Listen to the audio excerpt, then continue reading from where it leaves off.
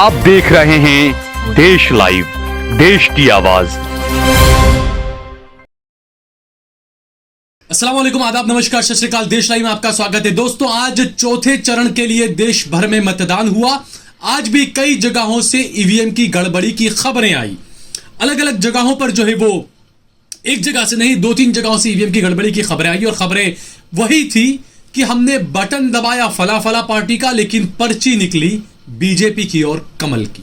यह सवाल उठना लाजमी है क्योंकि सुप्रीम कोर्ट ने भी यह सवाल किया था कि अगर ईवीएम में कहीं गड़बड़ी अगर कोई है या खामी है अगर किसी मशीन के अंदर, तो किसी भी पार्टी को जब वोट देते हैं तो वो सिर्फ बीजेपी को ही क्यों जाता है, किसी और पार्टी को क्यों नहीं जाता? आम आदमी पार्टी को, साइकिल को, कांग्रेस को क्यों नहीं जाता? कमल की ही पर्ची क्यों निकलती है? यह सुप्रीम कोर्ट में भी यह मामला उठा था। आज चौथे चरण की वोटिंग के अंदर अलग अलग जगहों से यह खबरें आई कि बटन दबाया साइकिल का। यह उत्तर प्रदेश की खबर है। साइकिल का समाजवादी पार्टी का बटन दबाया, लेकिन जो वीवीपैट से जो पर्ची बाहर आई वो कमल की और बीजेपी की पर्ची थी। बड़ा अजीब कमाल है भाई। अब ये कहते थे राम आएंगे, राम आएंगे, अब पता नहीं ऐसे घोटाले तो राम राज्य में मुझे नहीं लगता होते होंगे। बहरहाल पहला मामला है लखीमपुर खीरी का। कमर जहां इनका नाम है, ये जब वोट देने गई तो इन्होंने बटन दबाया साइकिल का, लेकिन जब इन्होंने पर्ची निकलते हुए देखी वीवीपैट से कि पर्ची जो है वो कमल की निकल रही है, बीजेपी की निकल रही है, तो कमर जहां ने वहां पर मौजूद अधिकारियों से इस बात की शिकायत की, लेकिन अधिकारियों ने इनकी एक न सुनी। अधिकारियों ने, ये कमर जहां का आरोप है, कमर जहां ने कहा कि मैंने कहा ये तमाम चीजें हुई है, लेकिन अधिकारियों ने मुझे बाहर भेज दिया और कहा कि बहन जी जाइए, आपका वोट हो चुका है। कमर जहां को आप खुद सुनिए। कमर जहां है किस गांव की? सिंघनिया की। सिंघनिया की। क्या हो गया आपके साथ? मैंने वोट डालने गई, उसमें सर मैंने वोट डाला, मुझसे घर में बताया गया था जो साइकिल पे देना उसमें साइकिल ही छपके आएगी, उसपे फूल छपके आया सर। मैंने कहा देखिए सर वो फूल छप कर आपकी वोट पल गई, जाइए बाहर बात कीजिए जाके। आपने साइकिल पे डाला? जी सर। और फूल निकला? फूल निकला उस पे। तो अब आप क्या चाहती हो? हम चाहते हैं कि साइकिल को हमने वोट दी है, साइकिल ही छपके आए, इस पे फूल मत छपे। कोई गड़बड़ी की आशंका है? जी गड़बड़ी की संख्या तो है ही है। उसमें बताने की जब मैंने साइकिल को दी फूल क्यों छपा? साइकिल ही छपनी चाहिए थी। किसी अधिकारी को कहा भी आपने? जी अधिकारी कौन बैठे उनसे मैं बात करूंगी। अधिकारी भी आए सर, मैं उनसे भी बात करूंगी। मैंने साइकिल को वोट दी, फूल क्यों छपा? ये सिर्फ पहला मामला नहीं है वीवीपैट की और ईवीएम की इस गड़बड़ी का। दूसरा एक और मामला जो है वो उत्तर प्रदेश का ही है।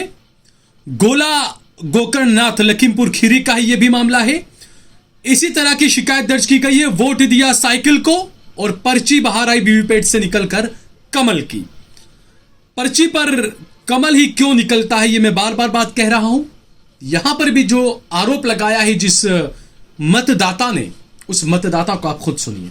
प्रशांत कुमार यहाँ जो पीठासीन अधिकारी हैं, जो मोहन में वोट डालने आते हैं, मशीन नहीं दाबते, कह रहे जाओ वोट पड़ गया।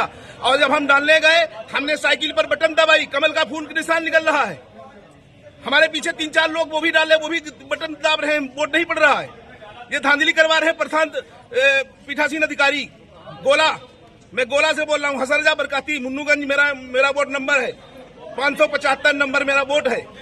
तो देखा दोस्तों आपने किस तरीके से ये धांधली, ये घोटाले किस तरीके से हो रहे हैं, इसका जवाब किसी के पास नहीं है।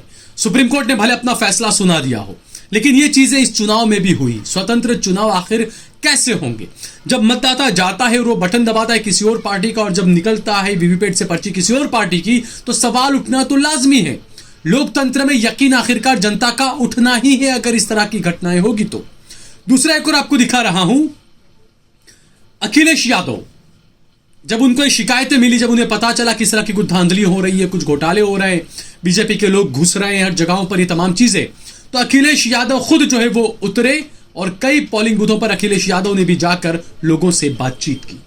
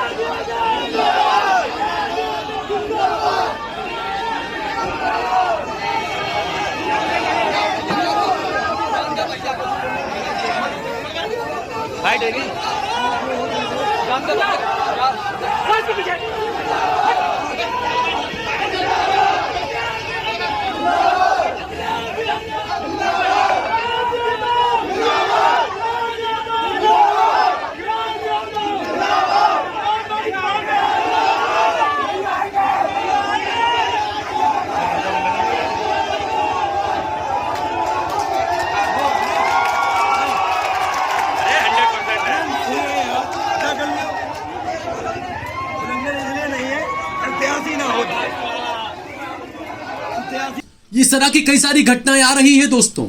दूसरा एक और आपको बताऊं कि महाराष्ट्र के बारामती से जो स्ट्रांग रूम के अंदर अचानक ईवीएम की जहां पर रखे गए थे, वहां पर जो सीसीटीवी थे वो तकरीबन पौना घंटा के लिए बंद हो गए। 45 मिनट तक स्ट्रांग रूम के सीसीटीवी बंद हो गए।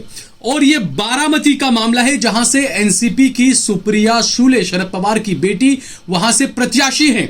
उन्होंने इसे लेकर सवाल उठाए हैं कि आखिरकार सीसीटीवी कैमराज आधे घंटे के लिए, पौने घंटे के लिए, 45 मिनट के लिए बंद कैसे हुए। सवाल इसलिए भी उठना लाजमी है क्योंकि चुनाव अधिकारियों पर भी कई आरोप लग रहे हैं। चौथे चरण के अंदर ही मध्य प्रदेश के जो मुख्यमंत्री हैं मोहन यादव, उनके क्षेत्र उज्जैन के अंदर चुनाव ड्यूटी पर जो तैनात अधिकारी थी वो बीजेपी और मोदी को वोट देने की बातें लोगों से कहती हुई पकड़ा गई है। बाकायदा जब वीडियो बनाया गया उनका तो महिला महोदया अधिकारी साहिबा जो है वो हाथ पैर जोड़ने लग गई, पैर पड़ने की बातें करने लग गई, कहने लगी मुझसे गलती हो गई, जाने दीजिए। आप इस वीडियो को भी देखिए। नहीं, वो करना ही नहीं, इनने कबूल भी लिया अपनी गलती, अपने मतलब नहीं इनको यार। आपने बोला कि नहीं बोला?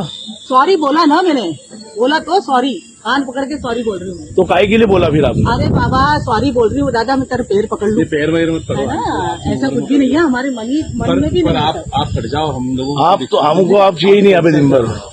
आप बोलते हो उनसे क्या आप मतदान केंद्र को प्रभावित कर रहे हो आप मोदी करके। अरे नहीं भैया, मोदी क्यों करेंगे हम? मैंने आंखों के सामने बोला, मैं खुद लाइन में लगा था। मैं क्यों बोलूंगी ऐसा? मेरा आपने मेरे सामने नहीं बोला। हाँ। मैं खुद लाइन में लगा हुआ था। अरे बाबा सुनो तो सही, बोला कि नहीं बोला आपने बताओ। अरे बाबा गलती हो गई ना, वो भाई सहज निकला है, कोई हमारे को कोई किसी की कैंपेनिंग थोड़ी करनी है। दोस्तों ये अलग अलग खबरें मैंने आपको बताई, महाराष्ट्र की भी बताई, मध्य प्रदेश की भी बताई और उत्तर प्रदेश की भी बताई। इससे आप अंदाजा लगा सकते हैं कि हर जगह पर किस तरीके से गड़बड़ी का काम चल रहा है। लोकतंत्र में आखिरकार देश की जनता यकीन कैसे करेगी। और चुनाव अधिकारी जो हैं, चुनाव अधिकारी भी आप छोड़िए, जब मेन जो अहम चुनाव आयुक्त जो हैं उन पर ही जब तरह तरह के सवाल उठने लगे हों, उनका मौन व्रत वो धारण कर लेते हैं, चुनाव आते ही ये सवाल उठने लगे हैं, तो ऐसे में अब देश की जनता को खुद सोचना चाहिए। और 4 जून को पता चलेगा कि क्या क्या हुआ है। क्या एक बार फिर से या एक बार ऐसा इस देश में होगा कि चुनाव के नतीजों को घसीट कर क्या सुप्रीम कोर्ट में ले जाया जाएगा। हालात तो फिलहाल कुछ ऐसे ही नजर आ रहे हैं।